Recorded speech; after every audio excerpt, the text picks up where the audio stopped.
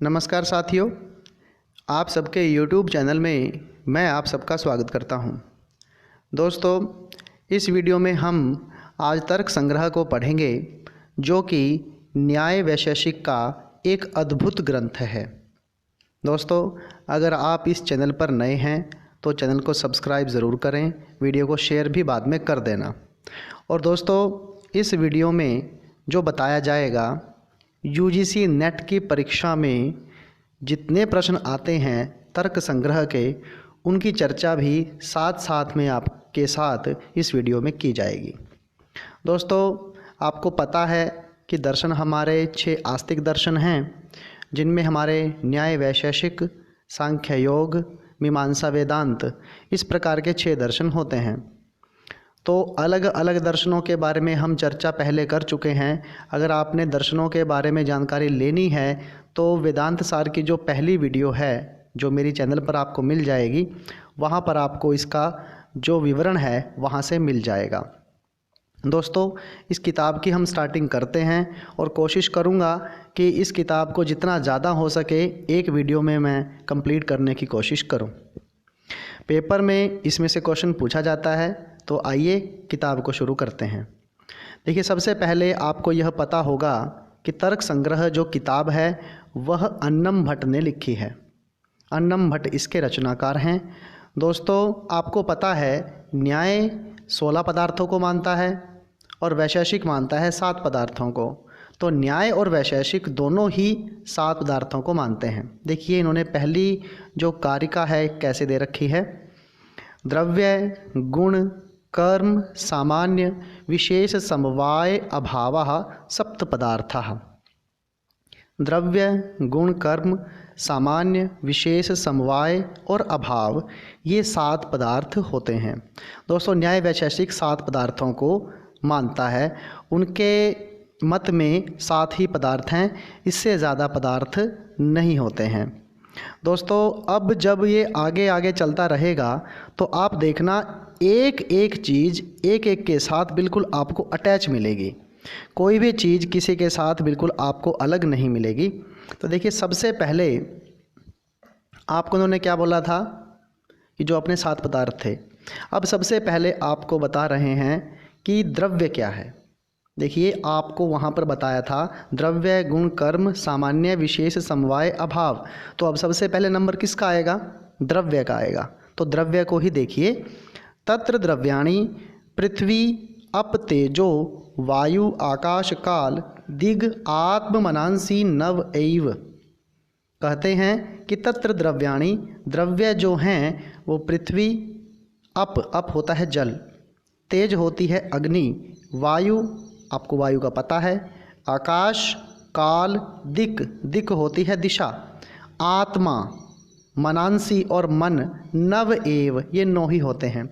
यानी आपके पास 9 द्रव्य होते हैं।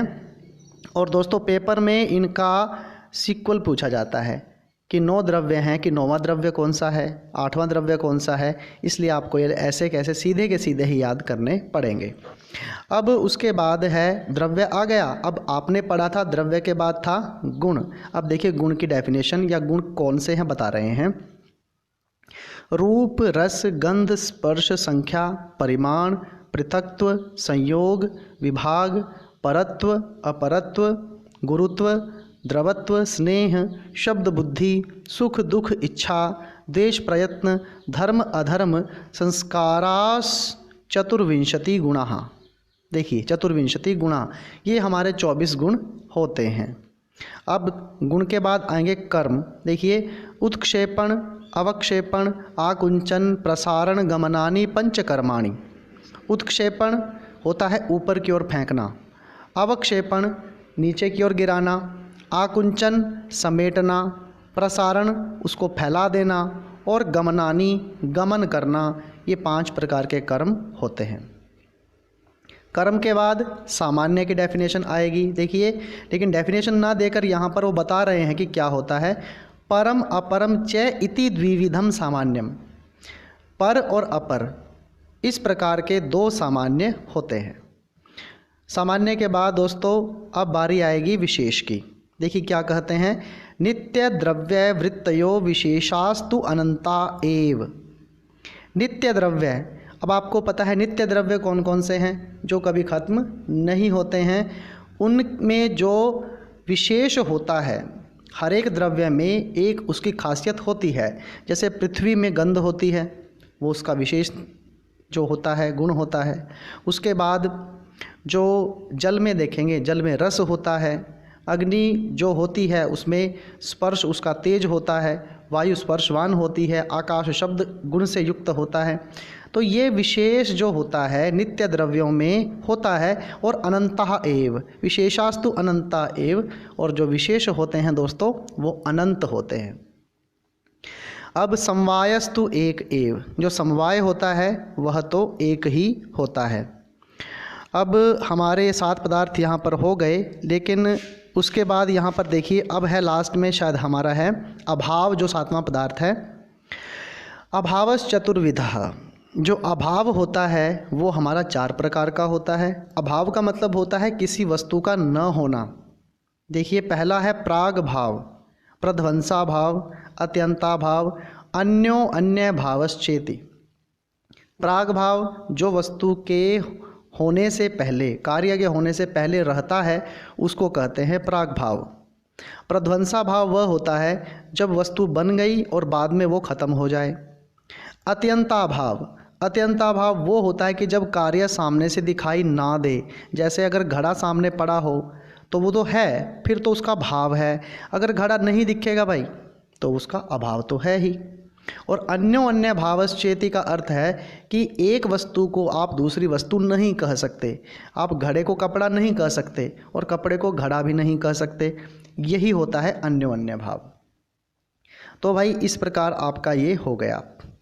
अब उसके बाद देखिए, अब आपके जो आपने 9 द्रव्य पढ़े थे, ये हमारे 7 पदार्थ यहाँ तक कंप्लीट हो गए कि उसमें से कितने कितने होते हैं।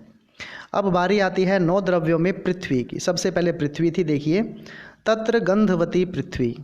जो पृथ्वी होती है वह गंधवती होती है, उसमें गंध होती है, यह उसका विशेष गुण होता है। सा द्विविधा, और वह 2 प्रकार की होती है। कहते हैं नित्या अनित्याच। एक होती है नित्य पृथ्वी और एक होती है अनित्य पृथ्वी। देखिए नित्या परमाणु रूपा, नित्या जो होती है वो परमाणुओं के रूप में पाई जाती है। जैसे कि धरती के जो कण हैं वो सारे नित्य हैं, वो परमाणुओं के रूप में पाई जाती है। और अनित्या कार्य रूपा। और अनित्य क्या है? अनित्य पृथ्वी वह होती है जैसे जीव जंतु बनते हैं, शरीर होता है किसी का, मानव शरीर है, सभी जीवों का शरीर है। दोस्तों ये अनित्य होते हैं क्योंकि ये कार्य रूप होते हैं, ये परमाणुओं से अलग दिखते हैं। और जब शरीर नष्ट होता है तो ये मिट्टी में मिल जाते हैं। इसी वजह से ये कार्य रूप जो शरीर होता है इसको अनित्य कहा जाता है। उसके बाद देखिए, इसके बाद इसके 3 विभाग कर देते हैं। पुनस्त्रिविधा, फिर यह 3 प्रकार की होती है। शरीर, इंद्रिय, विषय भेदात। पहला इसका भेद है शरीर, दूसरा इसका भेद है इंद्रिय, और तीसरा इसका भेद है विषय। इसके 3 भेद बाद में कर दिए जाते हैं। अब शरीर बताएंगे। शरीर क्या होता है? शरीरम अस्मद आदिनाम। शरीर में जो पृथ्वी है वो जैसे हमारा शरीर है, ये हमारे शरीर को, शरीर का जो यहाँ पे भाग किया गया है उसको कहा गया है। उसके बाद इंद्रियम, इंद्रियम के बाद है यहाँ पर, हाँ जी, इंद्रियम गंधग्राहकम घ्राणम नासाग्रवर्ती। और इंद्रिय क्या है? गंधग्राहकम, गंध को ग्रहण करने वाली, घ्राणम जो नाक होती है, और नासा अग्रवर्ती और जो नाक के अगले सिरे में रहती है, ये हो गई इसकी इंद्रिय। और विषयो मृत पाषाण आदि, और जो इसके विषय होते हैं वो मृत यानी मिट्टी और पाषाण यानी पत्थर, ये इसके विषय होते हैं। अब पृथ्वी के बाद किसकी बारी थी? अप यानी जल की बारी थी।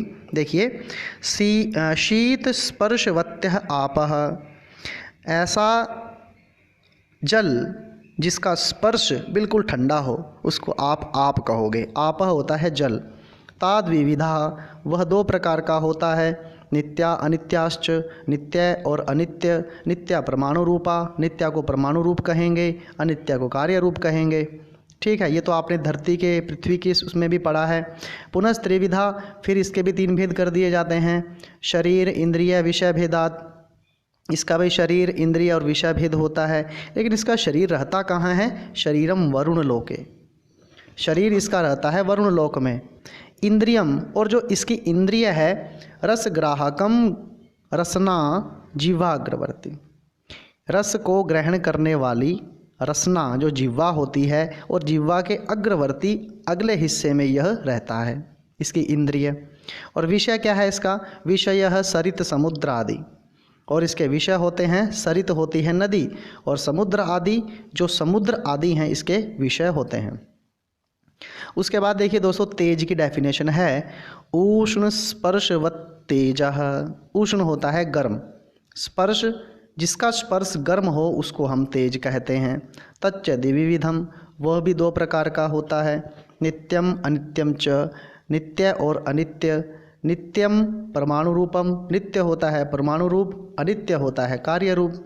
फिर इसके भी 3 भेद होते हैं। पुनस्त्रिविधम, शरीर इंद्रिय विषय भेदात। अब शरीर कहाँ रहता है इसका? शरीरम आदित्य लोक है, इसका शरीर रहता है आदित्य लोक में। इंद्रियम रूप ग्राहकम चक्षु, और इसकी जो इंद्रिय होती है वो रूप को ग्रहण करने वाली चक्षु जो आँख है, कृष्ण तारा अग्रवर्ती। कृष्ण तारा यहाँ पे कहा गया है आँख की जो हमारी अगली काले रंग की पुतली होती है, यानी काले अंग की जो हमारी आँख की जो पुतली है उसको कहा जाता है रूप ग्रहण करने वाली इंद्रिय। उसके बाद विषयस चतुर्विध हो, लेकिन इसका विषय जो होता है वो 4 प्रकार का होता है, जहाँ पर तेज को ग्रहण किया जाता है। देखिए वो क्या है? भौम, दिव्य, उदरिया, आकरज भेदात, यानी भौम, दिव्य, उदरिय और आकरज। अब देखिए भौमम वन्य आदि, भौम भूमि पर रहने वाली वन्य आदि को कहते हैं भौम। अबिंधनम दिव्यम विद्युत आदि, अबिंधनम जिसको आप बांध नहीं सकते, ऐसा दिव्य तेज जो विद्युत आदि में रहता है उसको दिव्य कहते हैं।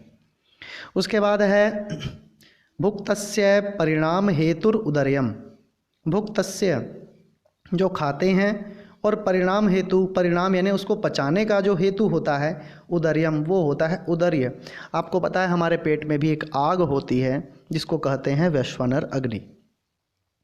आकर्जम सुवर्ण आदि, और आकर्ज जो है इसका भेद वह सोने आदि में रहता है, क्योंकि जितने मेटल्स होते हैं, धातुएं होती हैं, उनको पिघलाकर जो उनको एक शेप दी जाती है वह उसका आकर्ज रूप होता है। तो पृथ्वी, अप, तेज 3 हमने कर दिए। उसके बाद बारी है वायु की। देखिए रूप रहित स्पर्शवान वायु, रूप रहित जिसका रूप नहीं होता है और स्पर्श ही जिसका माध्यम होता है उसको हम वायु कहते हैं।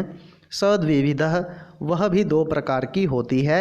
नित्यो अनित्यश्च, नित्य और अनित्य। नित्य उसके बाद भी यही आएगा ध्यान से देखिएगा। नित्यः परमाणु रूपः, अनित्य कार्य रूपः, वही है। पुनस्त्रिविधा, यह भी वही है। शरीर इंद्रिय विषय भेदात, यह भी वही है पहले की तरह बिल्कुल, लेकिन शरीरम वायुलोके। अब वायु का शरीर कहाँ रहता है? वायुलोक में रहता है। इंद्रियम स्पर्श ग्राहकम त्वक सर्व शरीरवर्ती, और इसकी जो इंद्रिय होती है, स्पर्श को ग्रहण करने वाली जो त्वक त्वचा होती है, सर्व शरीरवर्ती, वह पूरे शरीर में रहती है, सबके शरीर में रहती है। और इसका विषय क्या है? विषयो वृक्षादि कंपन हेतुर्वायु, इसका जो विषय है वृक्ष आदि की कंपन का जो कारण होता है वो वायु की वजह से होता है। उसके बाद शरीरांत संचारी वायु प्राणश्च, और शरीर के अंदर जो संचार करती है उस वायु को कहते हैं प्राणवायु। ये एक बात आप ध्यान से देखिएगा, आपने वेदांत सार पढ़ा होगा, वहाँ पर आपको वायु के 5 भेद बताए गए होंगे, प्राण, अपान, व्यान, समान, उदान। लेकिन ये क्या कहते हैं? सच एको, वह एक ही है।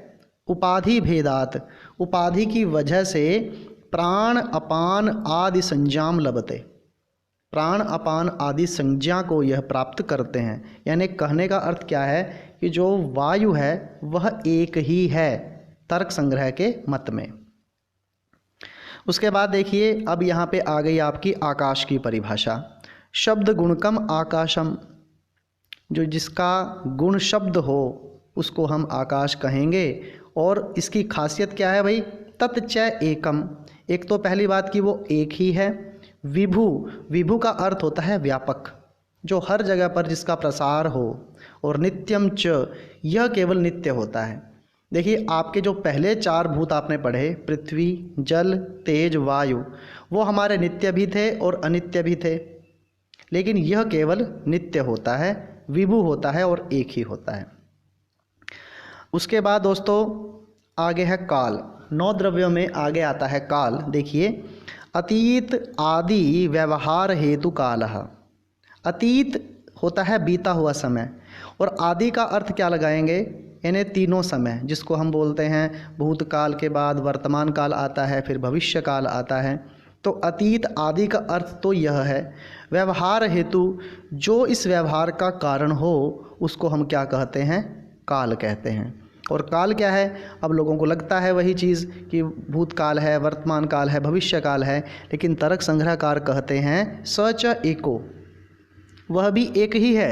और विभुर नित्यश्च, यह भी विभु है, व्यापक है, और नित्यश्च, ये भी नित्य है। यानी कि जो गुण आकाश के थे वही सारे गुण हमारे यहाँ पर काल के हैं। उसके बाद देखिए आकाश काल के बाद आएगा दिक्। ठीक है, अब दिक् को देखते हैं। देखिए प्राच्य आदि व्यवहार हेतु दिक्। प्राच्य, प्राची आदि, प्राची आदि, प्राची शब्द का अर्थ होता है पूर्व दिशा, और आदि लगाया है, इसका मतलब क्या? जो बची हुई दिशाएं हैं और उनके बीच में जो अंतर दिशाएं आती हैं, इनके व्यवहार का जो कारण होता है उसको हम कहते हैं दिक्। यानी पूर्व, पश्चिम, उत्तर, दक्षिण, आग्नेय, वायव्य, नैऋत्य, जो ये दिशाएं अंतर दिशाएं होती हैं, इन सब के व्यवहार का जो कारण होता है उसको दिक् कहते हैं। साच एका, साच एका, वह भी एक ही होती है। देखिए अब आप लोग ये कहोगे कि दिशाएं तो 4 होती हैं, फिर उप अंतर दिशाएं लगा के 8 हो जाती हैं। तर्क संग्रहकार कहते हैं कि साच एका, कि वह एक ही है। विभवी, अब इसको विभु क्यों नहीं कहा? क्योंकि दिक् शब्द यहाँ पे स्त्रीलिंग है, इसलिए इसको विभवी कहा है। विभवी होती है व्यापक। और नित्याच, और वो भी नित्य होती है। दिक् के बाद आएगा आत्मा। ज्ञानाधिकरणम आत्मा, ज्ञान का अधिकरण, ज्ञान का जो आधार होता है उसे कहते हैं आत्मा। सद्विविधः, वह 2 प्रकार की होती है, परमात्मा, जीवात्मा, चेति। एक होता है परमात्मा, दूसरा होता है जीवात्मा।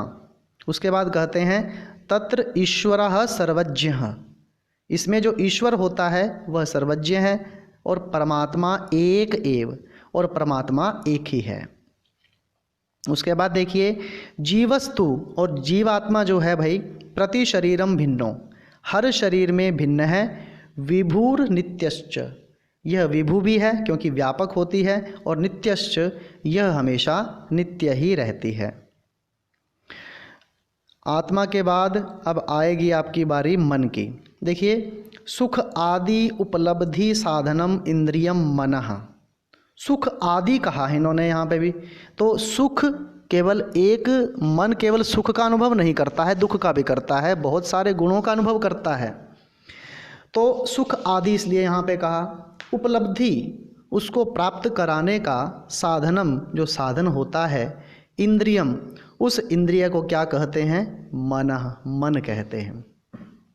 तत्च, और वह प्रति आत्मनित्यत्वात्, प्रत्येक आत्मा में नित्य रहने से, अनंतम, ये भी अनंत है। जैसे हर एक शरीर में आत्मा अलग अलग है, उसी प्रकार प्रति शरीर में मन भी अलग अलग है। लेकिन भाई मन कैसा है? हमारी आत्मा विभु थी, विभु थी और नित्य थी, लेकिन ये क्या है? ये परमाणु रूपम नित्यम च, ये परमाणुओं के रूप में मिलता है। आपको पता है शरीर, देखिए वेदांत की जब हम बात करेंगे तो सूक्ष्म शरीर के साथ जो आत्मा निकलती है शरीर से बाहर, उसमें मन भी साथ में जाता है, लेकिन ये मन को मानते हैं परमाणु रूप, यानी आत्मा से ये अलग उसको मानते हैं और कहते हैं कि ये नित्य होता है। ठीक है भाई। तो उसके बाद ये आता है, तो ये हमारे हो गए 9 के 9 द्रव्य। अब आती है 24 गुणों की बारी, चतुर्विंशति गुणः। तो सबसे पहले देखिए क्या है, चक्षुर्मात्र ग्राह्यो गुणो रूपम। चक्षु मात्र से ग्रहण किया जिसको जाए उस गुण को हम रूप कहते हैं। और वो क्या है, तच्च शुक्ल नील पीत रक्त हरित कपिश भेदात सप्तविधम। ये मिलेगा आपको पक्का आगे। यानी जो हम धरती पर 7 प्रकार का रंग देखते हैं भाई, देखिए वही दे रखा है, चित्र भेदात सप्तविधम। यानी 7 प्रकार का जो हम रंग देखते हैं वो सारे के सारे हमारे रूप में आते हैं। और ये रूप रहता किस किस में है भाई, पृथ्वी जल तेजो वृत्ति। पृथ्वी का रूप दिखता है, जल का रूप दिखता है और तेज का रूप दिखता है। आपने कभी वायु का और आकाश का रूप नहीं देखा होगा। अब आप लोग कहोगे आकाश तो दिखता है हमें। दिखने का अर्थ यह होता है कि जहाँ तक हमारी दृष्टि टकराकर वापस वहीं पर आ जाए, उस वस्तु का हमको आभास हो, वो चीज़ हमें दिखी हुई दिखाई देती है। लेकिन आकाश के साथ ऐसा नहीं है। हम आकाश में देखेंगे, हमें बादल दिखेंगे, तारे दिखेंगे, अनंत दिखता है ना, तो इसलिए आकाश को नहीं मानते। फिर कहते हैं भाई तत्र पृथिव्याम सप्तविधम। जो पृथ्वी होती है इसमें सप्तविधम 7 के 7 रूप रहते हैं। अभास्वर शुक्लम जले भास्वर शुक्लम तेजसी। अभास्वर, देखिए भास्वर का मतलब होता है जिसे आप आर पार जिसके ना देख सकें, चमकीला भी कह सकते हो। और शुक्लम, शुक्लम होता है सफ़ेद, तेजसी तेज में। और अभास्वर वो होता है जिसको आप पारदर्शी कह सकते हो, चमकीला तो होता ही है लेकिन पारदर्शी होता है। तो पारदर्शी और सफ़ेद तो जल में रहता है और भास्वर और शुक्ल रहता है तेज के अंदर। ये पेपर में पूछ लेते हैं कई बार। उसके बाद रूप के बाद आ गया रस। दूसरा जो गुण है देखिए, रसना ग्राह्यो गुणो रसः। रसना होती है जीभ, जीभ से जिसको ग्रहण किया जाए ऐसे गुण को हम कहते हैं रस। सच, और वह मधुर अम्ल लवण कटु कषाय तिक्त भेदात षड्विधः।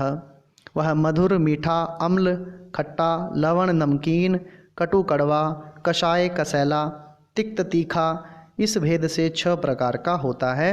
और ये रस पृथ्वी जल वृत्ति, धरती और जल में ही रहता है। तत्र पृथिव्याम षड्विधः। धरती पर ये 6 के 6 प्रकार का मिलता है। और जले तू मधुर एव। जल में केवल मधुर ही मिलता है। आपको पता है जल में आप जो मिलाओगे वो वैसा ही टेस्ट देगा। जल का कोई टेस्ट नहीं होता है, इसलिए उसको मधुर ही कहा जाता है। उसके बाद तीसरा गुण आता है गंध। देखिए घ्राण ग्राह्यो गुणो गंधः। घ्राण इंद्रिय से जिसको ग्रहण किया जाए, नासिका से ग्रहण किया जाए, उसको हम कहते हैं गंध। सद्विविधः। वह 2 प्रकार का होता है। सुगंध 2 प्रकार की होती है भाई, सुरभिश्च असुरभिश्च। सुरभि होती है सुगंध और असुरभि होती है दुर्गंध। पृथ्वी मात्र वृत्ति, और यह केवल पृथ्वी में ही रहती है। जल में कोई दुर्गंध नहीं होती है, वह पृथ्वी पर स्थित वस्तुओं की वजह से होती है। वायु में सुगंध दुर्गंध कुछ नहीं होती है, वह भी अपने साथ पृथ्वी की चीज़ों को साथ में लेकर चलती है। उसके बाद देखिए स्पर्श की डेफिनेशन है, त्वक इंद्रिय मात्र ग्राह्यो गुणः स्पर्शः। त्वक जो इंद्रिय है हमारी, उससे आप जिसका ग्रहण करोगे ऐसे गुण को कहते हैं स्पर्श। सत्रिविधा, और वह 3 प्रकार का होता है, शीतोष्ण अनुष्ण शीत भेदात। शीतोष्ण होता है ना ज़्यादा ठंडा ना ज़्यादा गर्म। अनुष्ण होता है जिसको आप कहोगे ना बिल्कुल बीच का, जिसको आप कह सकते हो। और शीत होता है बिल्कुल ठंडा। यानी इसका मीनिंग ये लगा लीजिए कि ठंडा गर्म और ना ठंडा ना गर्म, ऐसे लगा सकते हैं आप। अब कहते हैं पृथ्वी जल तेजो वायु वृत्ति। और ये जो स्पर्श होता है भाई, पृथ्वी में, जल में, तेज में और वायु में रहता है। आकाश में कोई स्पर्श नहीं है। लेकिन तत्र शीतम जले, शीत स्पर्श जल में रहता है। उष्णस तेजसी, और जो उष्ण रहता है वह तेज में रहता है, यानी आग हमेशा गर्म होती है। अनुष्ण अशीत, ना ज़्यादा गर्म ना ठंडा, पृथ्वी वायव हो, ये धरती और वायु में रहता है। रूपादि चतुष्टयम पृथिव्याम। रूपादि चारों ये पृथ्वी पर पाए जाते हैं। और क्या कहते हैं भाई, पाकजम अनित्यम च, ये पाकज होते हैं और अनित्य होते हैं। अन्यत्र जो अन्य जगह हैं वहाँ पर ये अन्यत्र अपाकजम नित्यम अनित्यम च, अन्य जगह पर जो बच गए हमारे उनमें ये अपाकज होते हैं, नित्य भी होते हैं और अनित्य भी होते हैं। नित्यगतम नित्यम अनित्यगतम अनित्यम, जो नित्य से युक्त होंगे तब तो ये नित्य कहलाएंगे और जब ये अनित्य से युक्त होंगे तब ये अनित्य कहलाएंगे। उसके बाद आता है संख्या। एक आदि व्यवहार हेतु संख्या। अब आपको पता है जो संख्या होती है एक से शुरू होती है, इसलिए कहते हैं एक आदि का जो व्यवहार का कारण होता है उसको संख्या कहते हैं। नव द्रव्य वृत्ति, और ये 9 के 9 द्रव्यों में रहती है, यानी हर द्रव्य की आप काउंटिंग कर सकते हो। फिर ये कहते हैं एकत्व आदि परार्ध पर्यंता। एकत्व एक से लेकर आदि जितने भी आगे के हैं, परार्ध जिसका कुछ अंत नहीं है भाई, पर्यंता वहाँ तक रहते हैं। एकत्वम द्विविधम, एकत्व 2 प्रकार, द्विविधम नित्यम अनित्यम च। एकत्व एक होना, द्विविधम 2 प्रकार का होना, ये नित्यम अनित्यम च, ये नित्य होते हैं और अनित्य होते हैं। कहते हैं नित्यगतम नित्यम अनित्यगतम अनित्यम, ये तो आपको पहले पढ़ ही चुके हो। द्वित्व आदिकम तु सर्वत्र अनित्यमेव।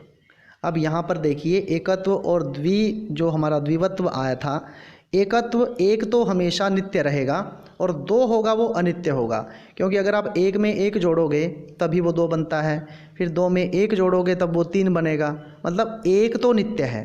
और द्वित्व आदिकम तु सर्वत्र अनित्यमेव, और द्वित्व आदि जो संख्याएं आगे बढ़ती चली जाएंगी वो हमारी अनित्य ही होती हैं।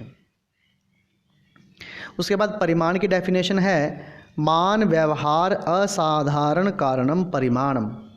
मान व्यवहार जिसको आप व्यवहार के लिए मापने के व्यवहार में प्रयोग करते हो, ऐसे असाधारण कारण को हम परिमाण कहते हैं। और नव द्रव्य वृत्ति 9 के 9 द्रव्यों में यह भी रहता है। उसके बाद तच्चतुर्विधम, और वो परिमाण 4 प्रकार का होता है। अणु, महत, दीर्घ, ह्रस्वम, चेति। अणु सबसे छोटा, महत बिल्कुल बड़ा, दीर्घम थोड़ा बड़ा और ह्रस्व छोटा सा। उसके बाद पृथक व्यवहार असाधारण कारणम पृथक्त्वम। पृथक अलग होना, व्यवहार करना सिखाए, ऐसे असाधारण कारण को हम पृथक्त्व कहते हैं। अलग होने का जो व्यवहार सिखाती हैं ऐसा गुण होता है पृथक्त्व। और सर्वद्रव्य वृत्ति, और हर द्रव्य में ये रहता है क्योंकि हर द्रव्य एक दूसरे से अलग होता है।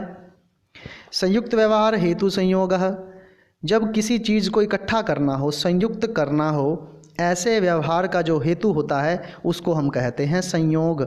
और सर्वद्रव्य वृत्ति, यह भी सभी द्रव्यों में पाया जाता है क्योंकि संयोग तो किसी का भी हो सकता है। संयोग नाशको गुणो विभागः, और संयोग का नाशक जो गुण होता है उसको हम कहते हैं विभाग। देखिए पृथक्त्व और विभाग में अंतर है। पृथक का अर्थ ये है कि पृथ्वी अलग है, जल अलग है, दोनों द्रव्य अलग अलग है, ये तो पृथक्त्व हो गया। और विभाग का अर्थ हो गया कि अगर एक ही वस्तु के अलग अलग टुकड़े कर दिए हमने, या जब उनको जोड़ा हुआ था फिर उसको अलग करना, ये विभाग होता है। सर्वद्रव्य वृत्ति, और यह भी सभी द्रव्यों में पाया जाता है। उसके बाद है पर अपर व्यवहार असाधारण कारणे परत्व अपरत्वे। पर दूसरा, अपर अपना, व्यवहार ऐसा व्यवहार जो सिखाए, असाधारण कारण उसको हम कहते हैं परत्व अपरत्व। और ते द्विविधे, वे 2 प्रकार के होते हैं। दिक्कृते कालकृते चेति, एक होता है दिशाओं से युक्त, एक होता है काल से युक्त। दूरस्थे दिक्कृतम परत्वम, अगर कोई वस्तु हमसे दूर है भाई, इसका मतलब वो दूर से दिखती है तो वो दिक्कृत परत्व है, क्योंकि वो हमसे दूर है, वो पराई है। समीपस्थे दिक्कृतम अपरत्वम, और वो वस्तु जब हमारे समीप हो और पास की दिशा में हो तो उसको हम अपरत्व कहेंगे। ज्येष्ठे कालकृतम परत्वम, ज्येष्ठ उम्र में अगर कोई हमसे बड़ा है तो उसको कहेंगे कालकृतम परत्वम। और कनिष्ठे कालकृतम अपरत्वम, और जो छोटा है यह होगा हमारा कालकृत अपरत्व। उसके बाद आद्य पतन असमवायी कारणम गुरुत्वम। आद्य पतन होता है शुरू में किसी वस्तु का गिरना, उसका जो असमवायी कारण होता है उसको हम गुरुत्व कहते हैं। गुरुत्व यानी भारीपन, हर वस्तु में भारीपन होता है। और रहता कहाँ पर है भाई? ये पृथ्वी जल वृत्ति, धरती और जल में रहता है। उसके बाद द्रवत्व की डेफिनेशन है आद्य स्यंदन असमवायी कारणम द्रवत्वम। आद्य स्यंदन, स्यंदन होता है बहना, स्टार्टिंग में किसी वस्तु के बहने का जो असमवायी कारण होता है उसको हम द्रवत्व कहते हैं। और पृथ्वी जल तेजो वृत्ति, और बहता कौन कौन है? पृथ्वी बहती है, जल बहता है और तेज बहता है। अब कहोगे पृथ्वी कैसे बहती है भाई?